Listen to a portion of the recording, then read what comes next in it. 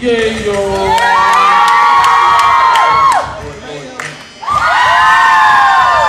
What's the kid, Brittany?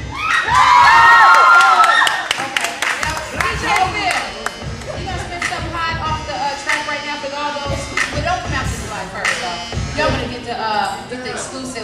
Can we get Piano Man? You like Piano Man? Yeah, I like all of the records on there, but that one particularly, I wrote the chorus to. Oh, Piano Man, really? Yeah. Okay, let's get that one first. I'm a big dog. I'm just a personal myself. Yeah. I'm a big dog. All right, y'all. Now let's go to the live version Tuesday.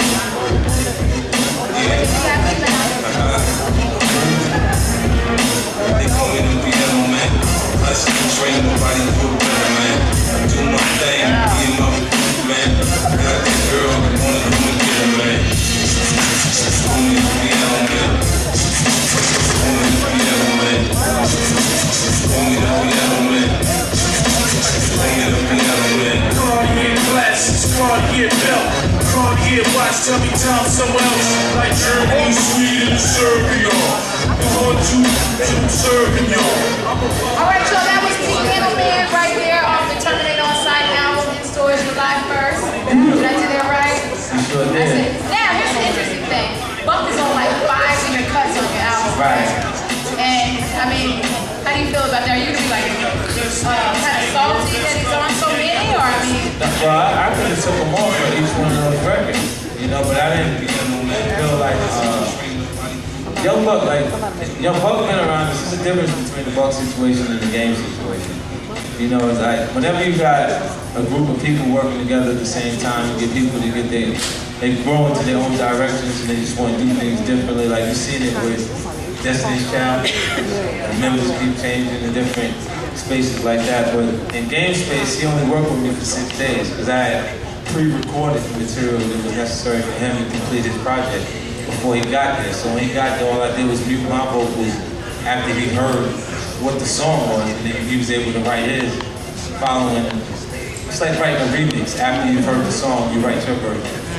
You know, and that sold his album. That created Hated or Love It, How We Do, Church for Thugs, Special, Higher, and West Side Story. And then in the Buck's case, he traveled with us and was around us probably more than his family for 5 years. Because we spent so much time away from home and moving out about that, he was kind of treated like Banks or like Yayo, like one of my brothers, younger brother. So for him to go in the direction that he did was a little more, it hurt more than making me angry. You know what I'm saying? And I understand like how to explain it to the public. So there was no way for me to explain it outside of playing you the actual conversations that we had. You know, the tape came from what we got going on right now. Like if we had a conversation, someone called in and we talking, and he has his video camera here and he has his video camera there. It's in the middle, I'm in the middle of interviewing when he finally called to have that conversation. So it was being on tape. You said you take phone calls from idiots. I say that all the time. Okay, so you didn't just tape because you thought it was actually off a video camera that tape. It's not like my phone at the office is rigged for phone conversations, you know? Okay, let me just clear that up. Why is Buck gone? Because Buck is impulsive, and when you add addiction to that, it's difficult for you to deal with a person's character. When he called, he was high, when he was crying on the phone, was he high then? Well, you have to get sober to get high. Buck maintains feelings. That means he just keeps going and going and going and going and going. So there's never a real point that he is just all the way sober.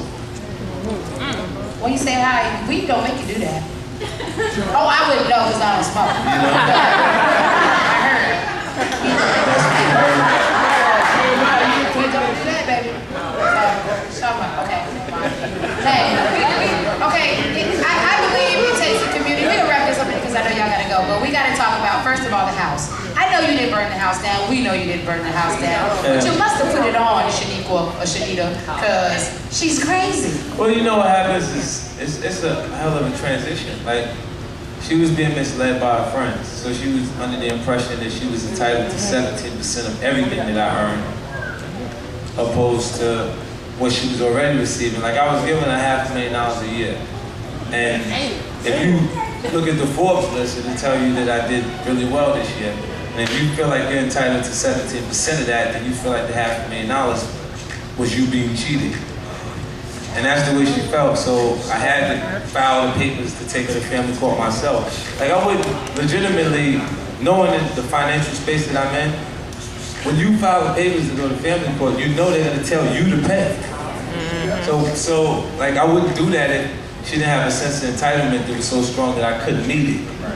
And now when the reality hits and they make a judgment based on the actual child's lifestyle, and they tell me to pay her $6,700 a month, which is $84,000 a year, and a lot of people go to work. A lot of couples, men and wives together, they don't make the $84,000 every year. For her to live off of untaxed dollars. And so if she went to work herself, they'd live a really comfortable life, but I think that's out of the option based on being on her character. She's not going to work. Have you thought about getting sole custody of Marquise?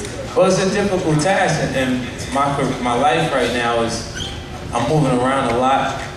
This is why I didn't bother to fight her for custody during the child support situation. And anybody who's experienced it would know that all they do is rack up the actual support bills. Like, when you go into family court, even if you're going back and forth for custody, at the end of the case, they sent me her legal fees.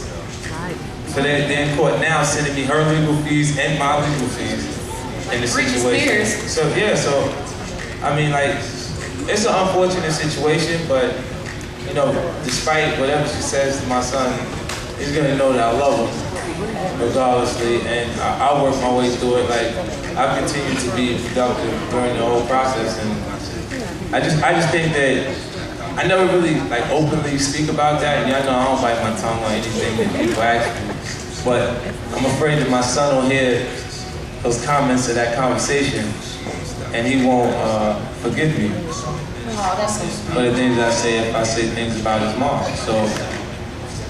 I mean, We'll say it. But she does have a bag habit that's more than the actual child support, so it's difficult to make the transition. Like, if you buy Gucci, Fendi, and Louis Vuitton, and Chanel, and all of these different things, like, if the house just burned down, she should be going through hard times right now, right? But when you see in those tapes, if you pay attention, there's always a new bag, there's always some new glasses. There's a must. It absolutely has to come. She had that hat on. She do look like she had that hat like this. Don't you make me earn this, mother.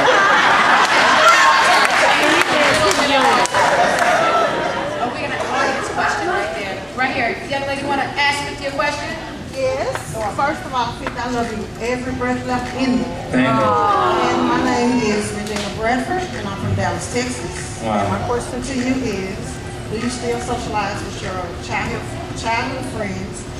And do they expect you to look out for them? Some of them I can still socialize with, you know, and because some of them made the adjustments, you know, and they're doing things, they're working in the right direction. And there's a patch of them that stayed in the cycle that if I want to continue to be productive, I got to spread my actions from them, because even if they ask me to loan them a few dollars, if I loan it to them and they do the wrong thing with it, I'm responsible for them purchasing that with it.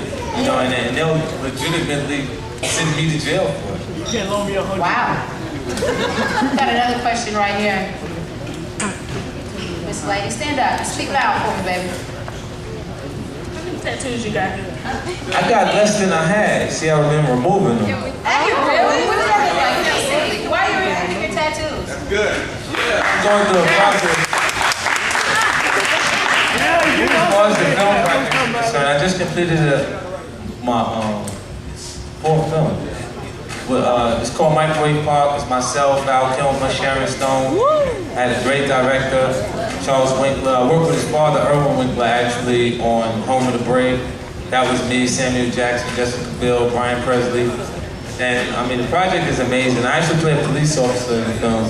That's the project I was telling you about, the P-Lodge, playing my life.